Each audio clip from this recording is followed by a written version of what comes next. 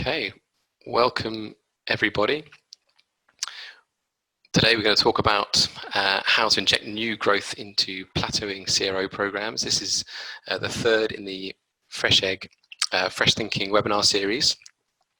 And what I'm going to do is just run through a brief agenda for you, just to show you what we're going to cover today. First of all, I'll do some brief introductions and then cover off some common scenarios that lead to performance plateaus.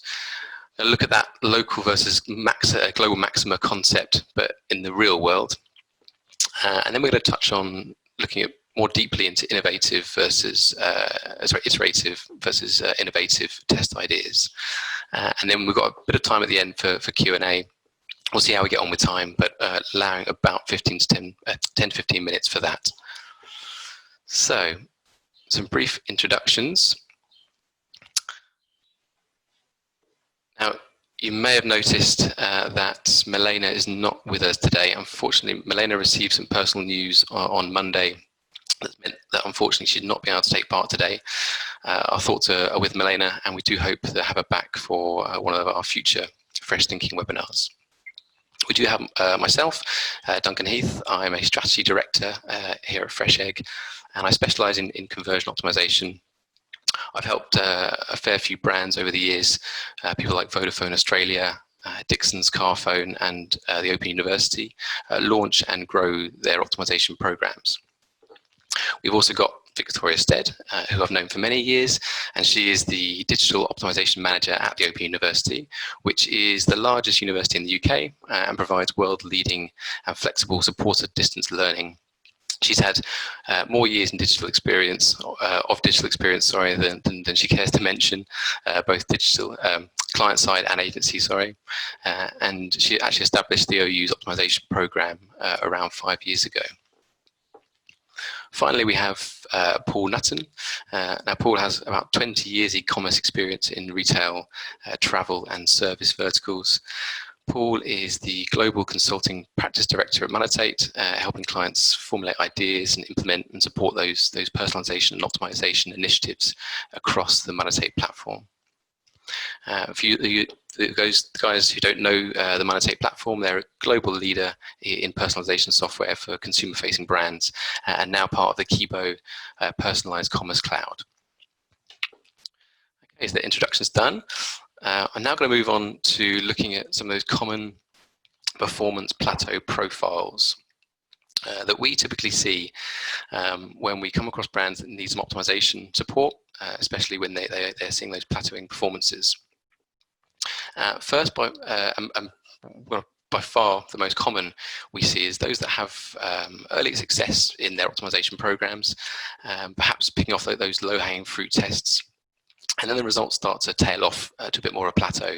No matter how much energy is put in, they're just not seeing those results from the efforts. Then second, there are those experiments that deliver significant performance gains for clients, but these tend to be interspersed with long periods of little or no performance increase, not through a lack of testing, I should add. The third profile that we tend to see is one that has only really ever achieved those marginal gains. So very little increase and periods of flatlining in there as well. We often see this when teams are kind of micro-focused on testing everything that they possibly can, and maybe prioritizing those low effort changes over some of the higher effort but higher impact changes as well.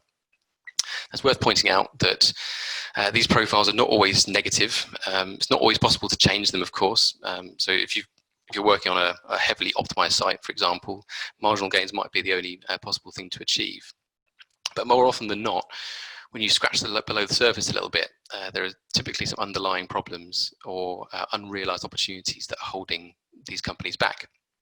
And what this webinar is all about is helping understand what might be causing some of those plateaus for businesses, and also how you can start to maybe break out of them.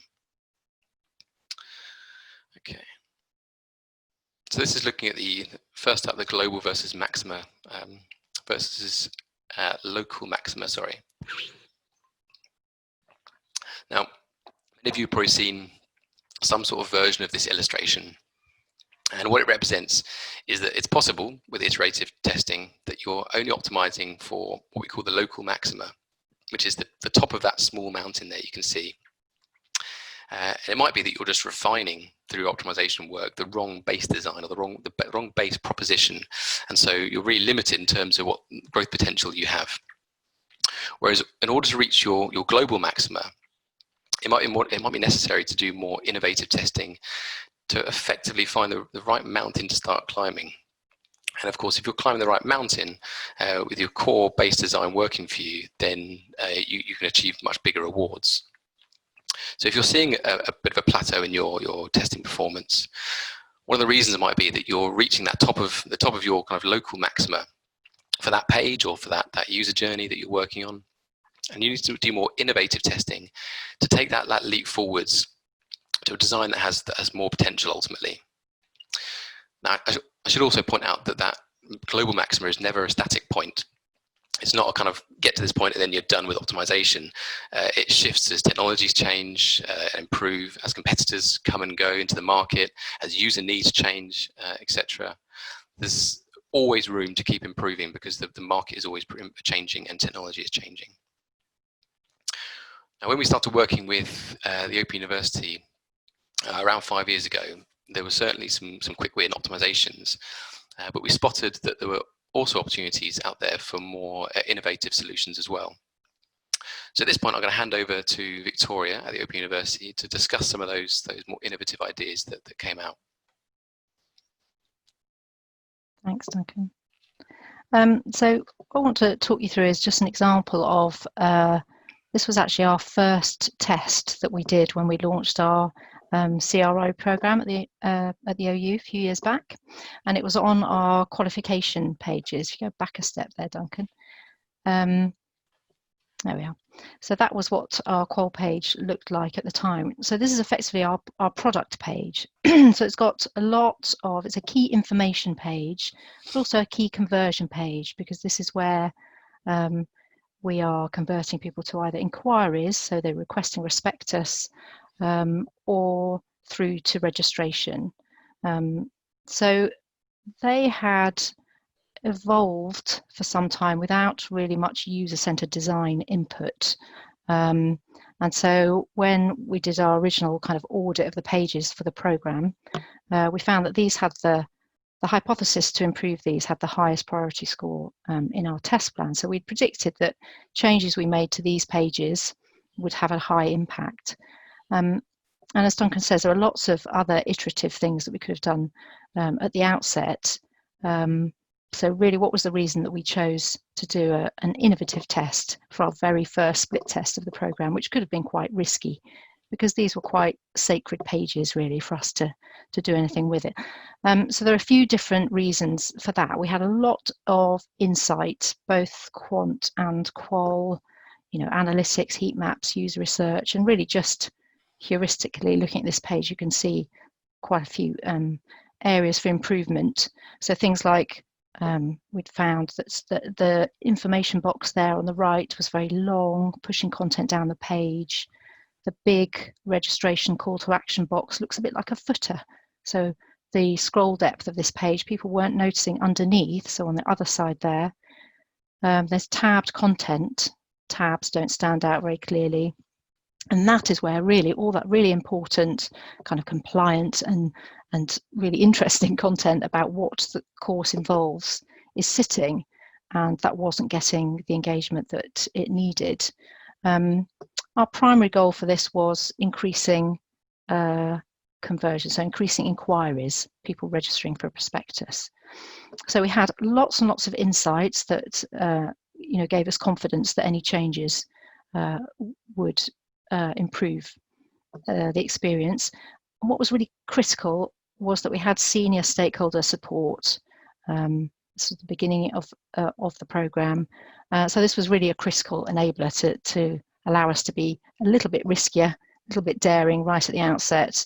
There are a lot of optimization opportunities on the page, but for this hypothesis, which I'll go through in a bit, what we did, we kind of picked the most achievable things with minimum requirement for a lot of internal resource. So it was a lot to do with the layout and the calls to action, not so much about refining content, because that would have taken a lot more time, a lot more stakeholder engagement across lots of different departments.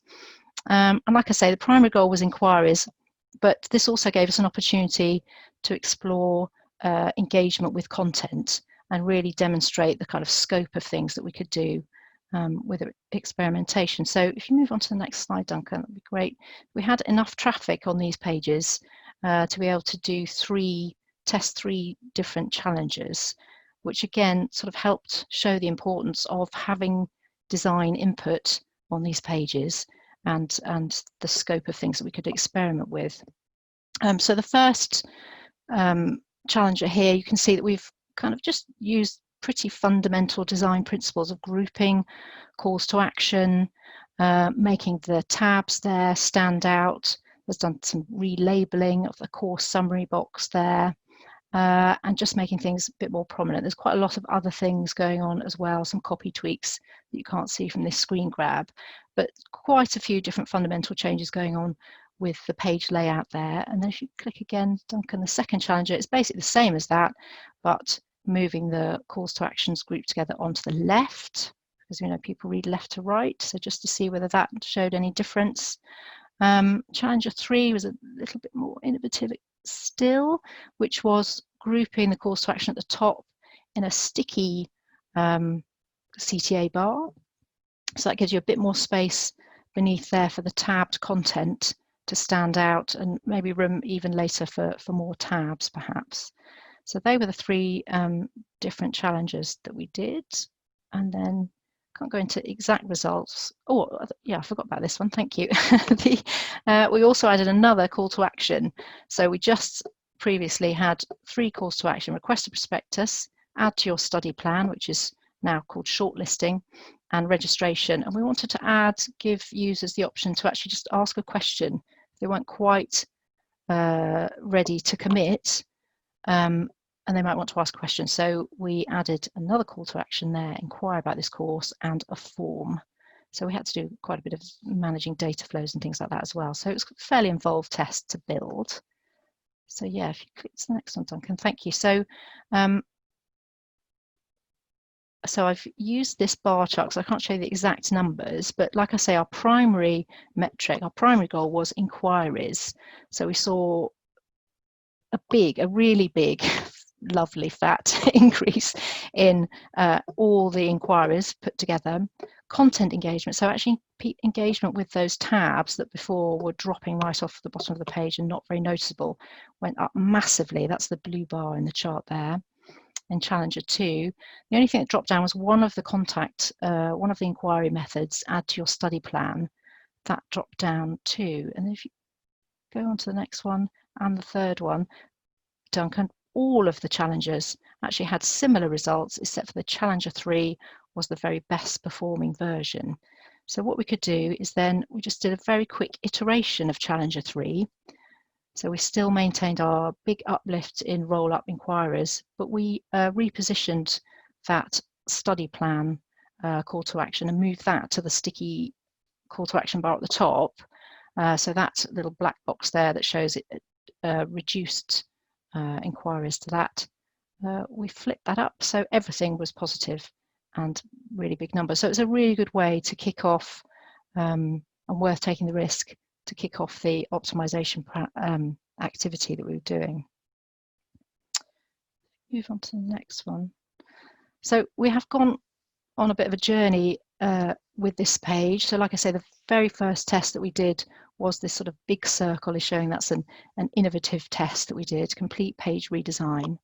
And then since then, over the years, we've done much more iterative changes, and they're not all things that just have just because they're a smaller tweak. Some of them have had really big impacts on our conversion rates as well. So iterative doesn't necessarily just mean you'll get a small impact from that. So I think that's important to remember as well. And so we're now in a position, the kind of stars are aligned. We're now in a position to do and work on another complete page redesign, probably a much more involved one now. So this is just really to demonstrate that there's a there's a whole range of different techniques that you can use. And really, a lot of this can depend on the resource you have in-house, or from your agency support, stakeholder support, changing user needs. And like I say, for us now, the stars have aligned to go for the more innovative approach again. And then the next slide is just showing again, effectively, this applies to not just our product pages, our qualification pages, this applies to the whole site that we're responsible for, is that we have a whole stream of iterative ideas, but likewise innovative projects, because there's a whole wealth of opportunities to improve the experience on our sites and for continued growth. So we have these sort of two streams working in parallel, which means that we're able to kind of adapt or collaborate with other teams' workloads and priorities and the ever-changing external environment, and kind of juggle and align priorities, and just to make sure that there's no kind of dip in the work that we're doing, that we're either doing the innovative approach or the iterations consistently throughout. And that means we avoid that kind of some of the examples that Duncan was showing earlier, where you kind of flatline and then you jump up and down. We can kind of maintain our testing program throughout. Thank you, Victoria. It's great to be part of that as well. So I couldn't go a whole webinar without mentioning COVID-19. So here's the one slide on it. And following on from Victoria's last slide, actually, there about having two optimization streams. I would say that some, not all of course, but some businesses would be better off in the current circumstances, probably channeling more resource into that iteration stream right now. It's partly because it generally comes with lower risk, but also because of there's such great socioeconomic change at the moment happening.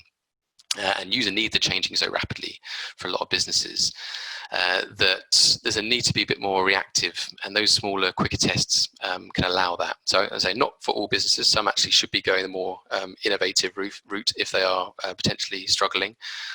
But for a lot of businesses, that more iterative, quicker learning. And there's a quote that I heard in a recent CRO roundtable, which kind of sums that up quite well.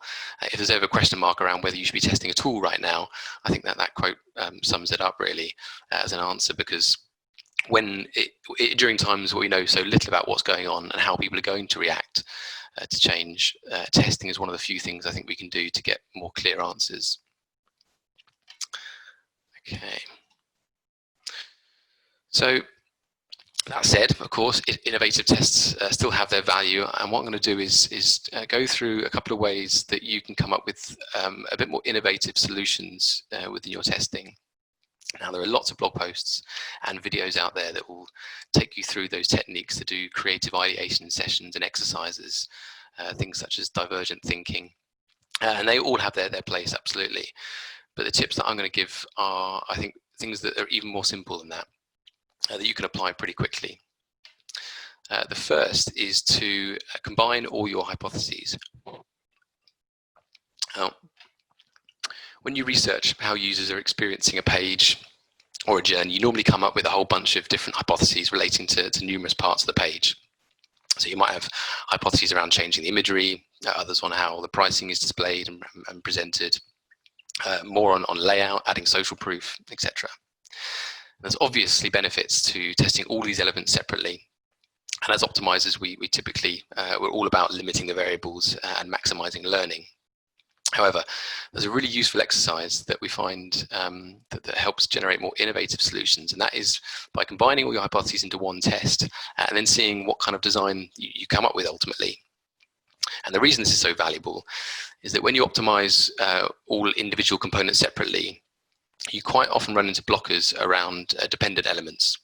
So some examples of that might be you can't change the imagery too much on a page because this would make it inconsistent with the previous pages in a journey. You might not be able to add all unique selling point messaging to your new callout box because that might repeat copy that's elsewhere on the page. You can't add a modal because it might interfere with the live chat function that's also running. It's very frequently you run into lots of these blockers when you come to that solutioning phase of hypotheses.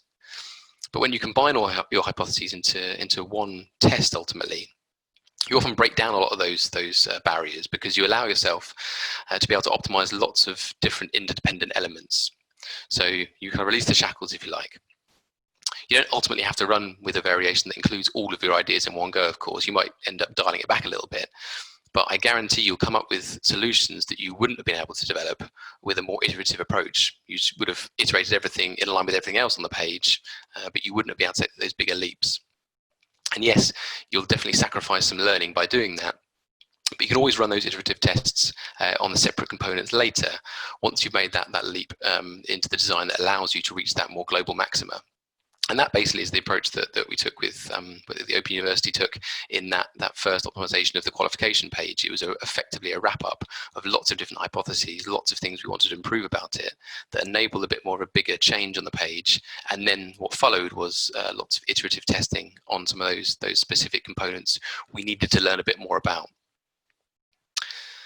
The second idea is effectively to steal from other people. The idea of copying from other businesses is often frowned upon or belittled, especially in this industry. But I think most of the time that's just kind of closed-minded thinking, really. When you really think about it, and I welcome you to prove me wrong on this, by the way, every innovation and invention is simply a combination of two or more existing ideas. I could talk for hours on that, but I really encourage you to go and look into that concept a bit further, because it's true. Take one example, the iPhone, which is widely considered one of the most important innovations of our generation, I'd say. Now, the iPhone was actually developed from 12 key components which already existed and had themselves already been developed for military applications. Apple just kind of stuck them all together. So why can't your website be a combination of existing ideas that are out there, and still, why can't it be still very highly innovative? Now, I'm not saying, definitely not saying, go out and blindly copy what competitors are doing. You need to assess definitely whether it's right for your business, and you obviously need to test everything properly. But taking inspiration from other businesses, whether that's in sector or out of sector, is one of the most effective sources of innovative test ideas. Now, the best example I can give you of this is from one of our clients, Mind Tools. And Mind Tools are a publisher of quality content that helps people with career development. And that includes things like leadership, development, and personal effectiveness skills. And they had this business model where around half of their content was available to everyone, for everyone to read. So regardless where you came from, you landed on an article that was open, if you like, then you could read it. But then the other half of the content was locked down until you became a member.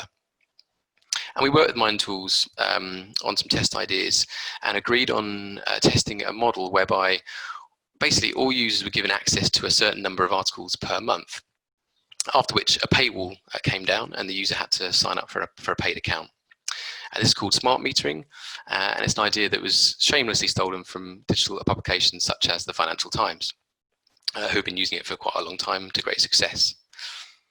So what we did was we tested different free content allowances. So, for example, 3 articles per month or 6 articles per month, which refreshed on a monthly basis.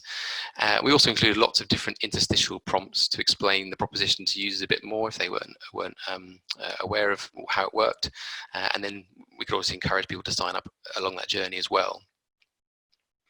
And finally, once users had effectively used up their allowance, they got presented with a paywall which looked like this. And of course, at that point, they were encouraged to sign up for a package, and there's been lots of testing since around the different packages and the proposition of that.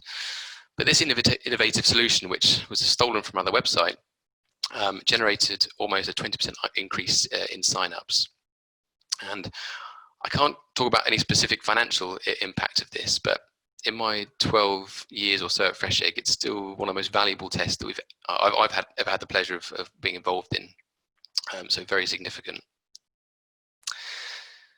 So there's a couple of ideas around innovative testing that I think you can use to maybe break out of some of that more smaller iterative process. But what I'm going to do now is hand over to Paul Knutton, who is going to talk about really how you can extract more value from your optimization program through smarter iterative testing. So I'll hand over to you, Paul. Thank you, Duncan. Just going to share. Hold on 1 second.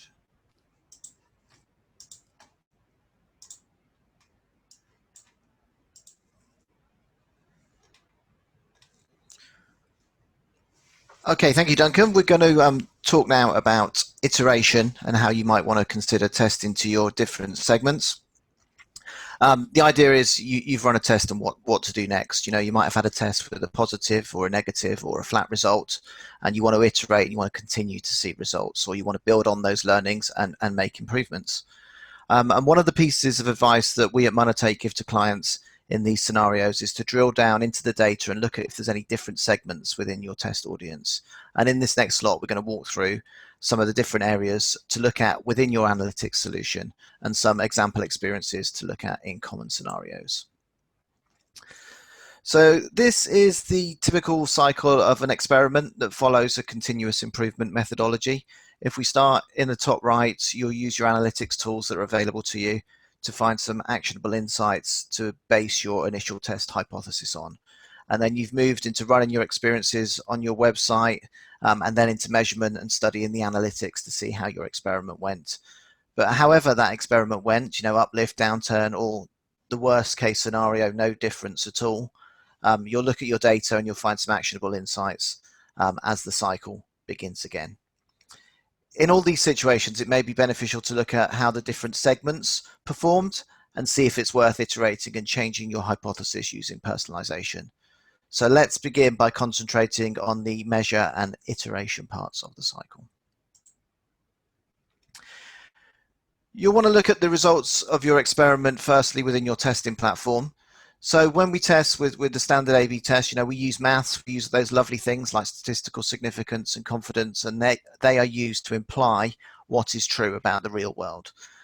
We can use the results of these maths, i.e. analytics, to build up a narrative of what might be happening on your site during the test. If, for example, if the time on site is down, you know, product listing pages views are down and add to cart is up, you know, we can build a narrative that says that people are finding the products that they're interested in more efficiently. You can also use other tools such as your main web analytics platform, you know, internal product returns data, any survey data that you might be having from people on your website, in-store purchase behavior, and other tools like heat mapping to help you put the pieces of the puzzle together and build up that narrative. So next we can look at how that test met your expectations. You know, we've all got grand ideas at the conception of our experiments of how it will be the biggest uplift since the last great idea that we had. And depending on the result, you know, you can promote that test to 100% of your visitors, or you can hard code it into the site, or you can take the continuous improvement approach and see how you could beat it by tweaking it a little bit and iterating based on the narrative that you formulated earlier. If the test has not met your expectations, you know, inconclusive results or negative lift, you'll want to adjust your approach and your hypothesis. And you might even want to scrap your idea altogether, or you can tweak it based on the insights, and you can look at how different segments behave differently. For example, you know, your new visitors may have loved the change, but your returning visitors may have hated the change, and that can result in flat results with one group offsetting the other. However well that test performed, it's likely that you can improve it by offering a more personalized or targeted experience. And you want to look for these common segments within your data, you know, new visitors versus returning visitors, different device types, mobile, tablet, desktop, people in the UK against people outside the UK. Traffic source, that's another good one. You know, people coming through from your marketing emails versus people coming through from your paid search versus people who typed your web address straight into the browser. And you can look from the data, you can look at if you've got RFM segments, you can see how they performed. And if you've got data on male versus female, you know, they might well have behaved differently within your test. So that brings us neatly on to segmentation. You're most likely segmenting your marketing emails at the moment, but how many of you are actually segmenting your website traffic successfully? Segmenting your website traffic into personalized customer journeys that will help you maximize the performance of your experiments. Personalizing the web experience through segmentation, it will reduce your risk of running unsuccessful, you know, generic one-size-fits-all campaigns, and it will give you better results. It'll also help you to prioritize your testing and optimization program. For example, you can run a new visitor bestsellers campaign using the same content placements as a returning visitor what's new campaign. And you will need to look at your large segments first. That way you're likely to get paid back on the effort that you're putting into designing these web journeys. At Monetate, we're often asked where to start with personalization, and our answer is new versus returning visitors. So new versus returning visitors is a low-hanging fruit that most brands are actually stepping on as it goes rotten, and not personalizing the web experience for new and returning visitors is a crime against profitability. Some examples of the types of content that resonate with new visitors are showing them your USPs, your value proposition, delivery times, your returns policy, guarantees. Social proof is good, reviews, X people shopped here today, why people are looking at this product. If your Trustpilot rating's good, then you might want to shout about it. If you can add your telephone number, that conveys trust that there's somebody actually at the other end of this website that I can talk to if I need to. If you've got product recommendations, you might want to introduce popular or best-selling products from there. And again, big segments are best, and you might want to expand the new visitors segment to a non-purchaser segment. The messages will be the same, just the segment size will be bigger. For returning visitors, we're seeing in the data that Monetate collects over 500, more than 500 brands globally, that returning visitors are currently bouncing higher than they did last year, and this has flipped from last year. You may be enjoying lots of new visitor traffic, particularly if you're in the grocery or home goods sector, and if they return, there's no excuse not to personalize to them because you have this data and you can use it to personalize their upper funnel journeys. Messages and techniques that resonate with returning visitors are things like category affinity and surfacing products or categories that they've previously shown an interest in, and then with your product recommendations, you might want to highlight what's new. So when you're evaluating your segments and deciding how to prioritize, you should look at the 3 V's: visibility, volume, and value. Visibility. So are you actually able to identify the segments using your testing and personalization platform? Volume. It's not worth targeting your campaigns to visitors from Ding Dong, Texas, who have visited 3 menswear products in the last 5 days, because that will likely result in a very small segment. Think big segments, think new visitors, think returning visitors. And then value. Don't discount small segments if they have a large value potential. I'm sure many of you will find that 80% of your revenue comes from your top 20% customers. And these are the things you can look at to see what your visitors are doing on your site, to see how you can start identifying the segments. And you want to ask yourselves these questions. Remember to make sure these segments are visible to you. They share enough volume and have enough value associated to them. And you can use web analytics tools. And if you use Monetate, you can use Monetate Audience Explorer as well. So you want to be looking at things like, when are they buying? How do they engage? How much are they buying? What are they buying? How are they buying? And who do they buy for? Once you have evaluated your segments, you can work through this sheet and look at how you can identify these segments and what you can do throughout the customer website journey. So let's run through the returning non-purchaser on the top row. So we've got the segment here, we've got returning non-purchaser. How we're going to identify them, we can identify them by the categories that they viewed or they put into their shopping basket on their last visit. What we want them to do, we want them to buy something. And what we can do on the homepage. So the homepage, we could swap out the homepage hero with some relevant content based on what they looked at or put in their shopping bag on their last visit. We can also change the product recommendations and start bringing in the categories of products that they look for on the last visit. On the category or product listing page, we can start altering the sort orders or highlighting the products that they've looked at or recently viewed or added to cart in the past. As we get down to the product details page, we might want to start highlighting the USPs just to keep pushing them through your funnel, and the same as we go through the checkout. But we'll send the sheet afterward, and you can use this as an example for how you might want to identify your segments and what you might want to do on your website. And here's an example of what you could do for these returning visitors that you should have some data on. And this is an example of how you target it within Monetate. So this is people that have showed an interest in sofas. So on their last visit, they viewed a category of sofa. They didn't purchase a category of sofa on their last visit, and they currently don't have any sofas in their shopping basket at the moment. And we can make that segment bigger, but what you can pick up the people who have first page of their session was a page about sofas. It might be a product details page or a product listing page. So we can make that our sofa shopper segment, and we can start targeting them, and we can personalize the web journey. And the way that we execute on this is we can create a reusable personalization template within your testing or personalization platform, and we can insert banners, we can swap content around on pages, and my favorite is moving content. You know, you might have content at the bottom of the page that's not in the viewport, and we can just move that for those selected segments into their viewport and make it more relevant for them. And these templated approaches can be used off the shelf for any personalization campaign. It might be sofas, it might be women's dresses, for etc. etc.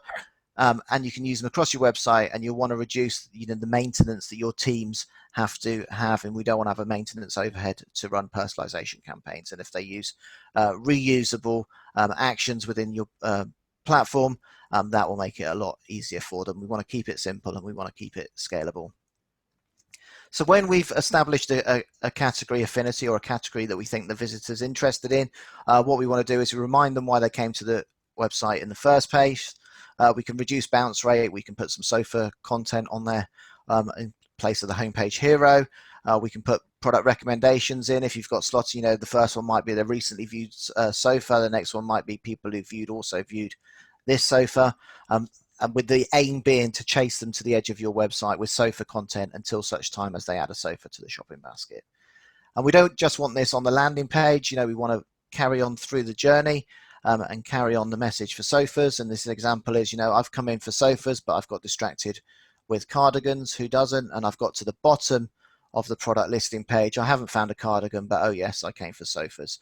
If I'm at the bottom of the product listing page, I'm a candidate for exiting the site, but this is a well-placed banner position, and that should hopefully keep you in the site and keep you on to buying that sofa. Thank you. Great, thanks, Paul. Okay, we've got a bit of time for Q&A now. There should be, I should have said actually, if the live chat was open, if you don't use that, but put the questions into the Q&A, and then we'll moderate them from there. We have had a few questions already though, so what I'll do is just select the top ones. Okay. What advice can the panel share on striking a successful balance between compliance and effective UX? Anyone want to take that? I'll take that one.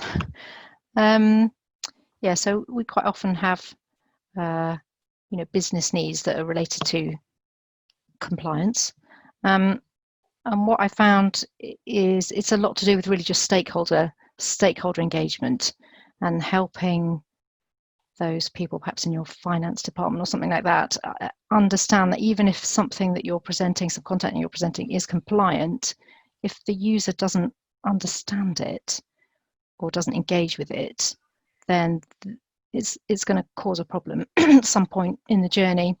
So I think it's about collaboration and building trust with those stakeholders, sharing that qual insight that you've got, be it qual or quant. It's often qual, isn't it, of how someone is engaging with content on the page, and just, you know, we've had success in really collaborating and, you know, looking at that kind of small print that you have to include, going back with saying, oh, can we tweak it and present it in this different way, a bit of back and forth, and really, you know, helping them understand the impact that, if you're not user-centered, the impact that has on your business goals.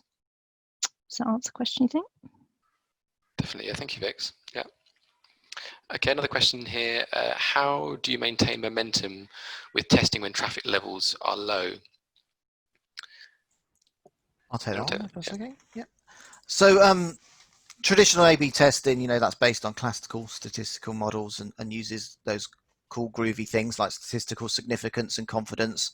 And we've got that in Monetate, but with, you'll need volume to ensure that you get this statistical significance and a confident result.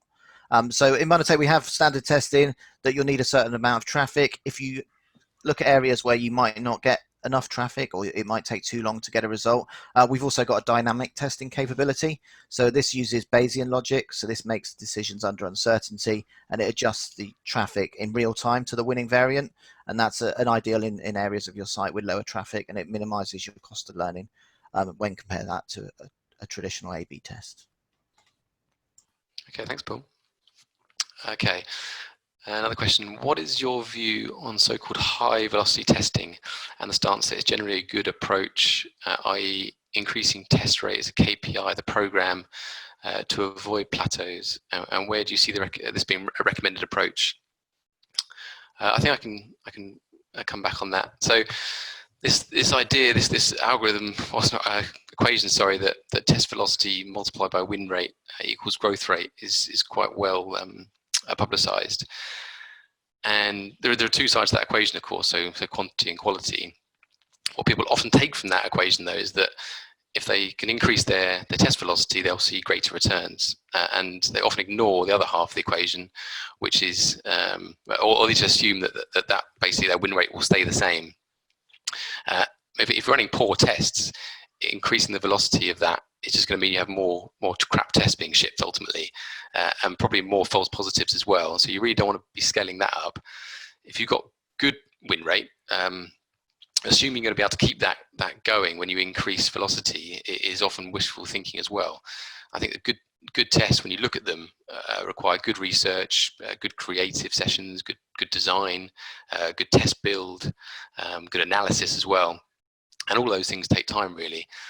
So yeah, to think that by speeding everything up you'll maintain that win rate is probably wishful thinking. And by the way, when I say win rate, I'm also including in that obviously getting good learning outcomes, not just that immediate KPI impact. Now, having said that, there's obviously brands that have great success stories of that high velocity testing. So the likes of Airbnb, Booking.com, probably most well known. And they are inspirational and should be listened to, of course. But those companies have really got the resources, the team sizes, and the traffic to allow that kind of testing. They've got what we call a high test capacity ultimately. So what I would say is that test velocity is a good variable, and you can influence it, and you should be actively trying to increase your test velocity over time, but only at the right time, and when you have the team to support it, and you're not going to jeopardize that test quality and win rate. Most companies that I work with really need to focus on improving the quality of their tests based on the quality research, and trying to influence the size of the impact of their tests more probably than increasing the velocity of them. So yes, that's ultimately what I think. Yep, absolutely focus on velocity if you can, but not to the detriment of the other half of that equation. I don't know if you guys have anything to add to that. No, Victoria, Paul? You want a good plan, a good prioritized plan, and stick to it. Process, yeah. Absolutely. Okay, seen a new one. So one aimed for you, I think, Victoria. What size audience did you test the OU split on, or what amount of traffic would be the minimum required to get usable info? So I imagine that's talking about the original qualification. Yes, that qual page. So it's several 100,000 visits. Yeah. Yeah. So the next part of that, what would be the amount of traffic would be the minimum required to get usable info, would you say? We put it into a calculator and check. It's our cheats way of doing it. Yeah. I think it kind of depends on whether it's quantitative or qualitative data you're trying to get. But assuming that is the quantitative part, the statistical significance is one criteria.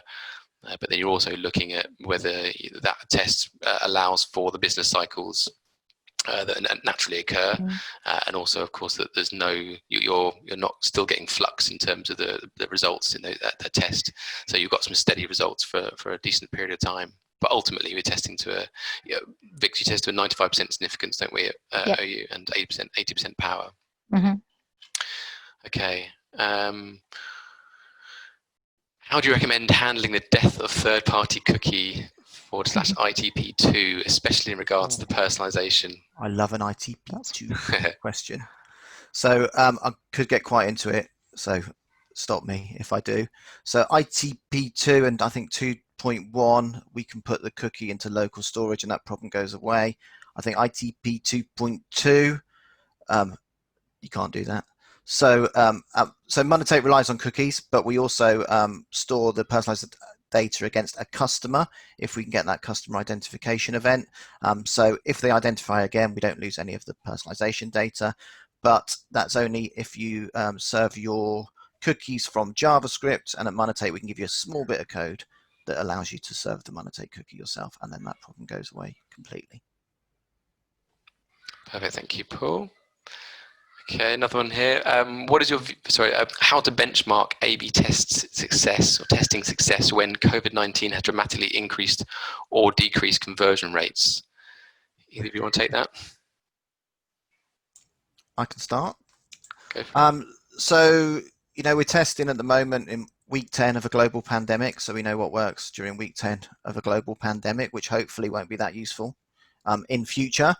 But I think it depends what type of test you're doing. If you're doing like a UX test when you're changing the wording on the mini basket button, I don't think it matters if it's week 10 of a global pandemic, or it's human behavior and that's pretty consistent amongst the time. But what we're also seeing again at Monetate right now, there's a lot of brands are going away from testing, but they're actually going towards driving revenue. It's about right now over learning.